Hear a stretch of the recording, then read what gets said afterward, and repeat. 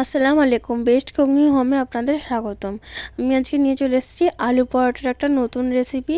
এটা আপনারা বাড়িতে কেউ গেস্ট আসলেও করতে পারেন। আমি তার জন্য প্রথমে আলুটাকে সিদ্ধ করে নিয়েছি, নিয়ে একটা গ্লাস দিয়ে ওটাকে ম্যাশ করে নিয়েছি। তারপর আমি আলুর মধ্যে ছোটো চামচের 1.5 চামচ বা চা চামচের 1 চামচ বেকিং পাউডার দিয়েছি, বেকিং সোডা নয়, বেকিং পাউডার। আর একটু অল্প পরিমাণ নুন দিয়ে ভালো করে আমি মাখিয়ে নেব প্রথমে আলুটাকে।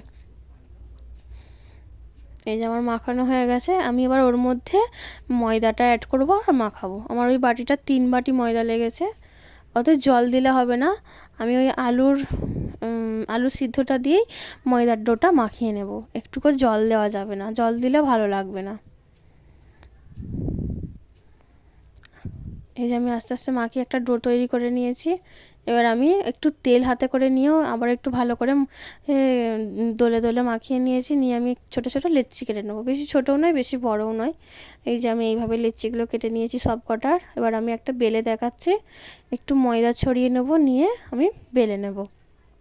এটা যেরকম আপনারা শেপ দিয়ে নেবেন সেরকম করেই বেলতে পারেন। আমি গোল করে বেলেছি, বেলে ওটাকে ছুরি দিয়ে মাঝখান থেকে কেটে 4 ভাগে ভাগ করে আমি একটা শেপ দিয়ে নেব। আপনারা এটা চাইলে গোলও রাখতে পারেন, কিংবা যদি অন্য কিছু থাকে সেটা দিয়ে কেটে ডিজাইনও করতে পারেন। এই যে আমি এইভাবেই কেটে নিয়েছি। আমি আরও একটা দেখিয়ে দিচ্ছি যদি না বুঝতে পারেন। এটা যে গোল করতে হবে তার কোনো মানে নেই, আপনারা যেরকম শেপ দিতে চাইবেন সেই অনুযায়ী করবেন। এটা বেশি পাতলাও হবে না বেশি মোটাও হবে না, রুটি কিংবা পরোটার যেরকম লেয়ারটা এটা থাকে সেই রকমভাবেই করতে হবে। এই যে আমি এক এক করে সবগুলো এইভাবেই করে নেবো।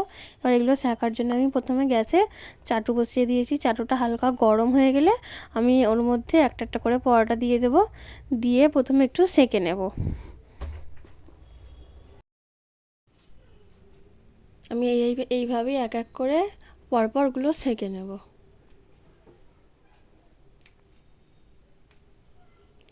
এবার আমি ওতে একটু অল্প পরিমাণ তেল দেবো, দিয়ে উল্টে পাল্টে আমি এগুলোকে সেঁকে নেবো। এই যে আমার এটা কীরকম ফুলে যাচ্ছে দেখুন।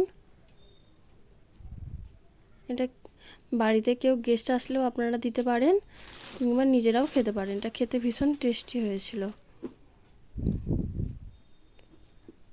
এই যে আমি আরও একটা দেখিয়ে দিচ্ছি দেখুন। প্রথমে এক দিকটা সেঁকে নিতে হবে, তারপর আরও এক দিকটা সেঁকে এটা উল্টে দিতে হবে। তারপর একটু লাল লাল হয়ে গেলে আমি ওর মধ্যে তেল দিয়ে ভালো করে পরোটার মতন সেঁকে নেব। এটা আমার ছেলেও খেয়েছে, এটা ভীষণ টেস্টি হয়েছিল।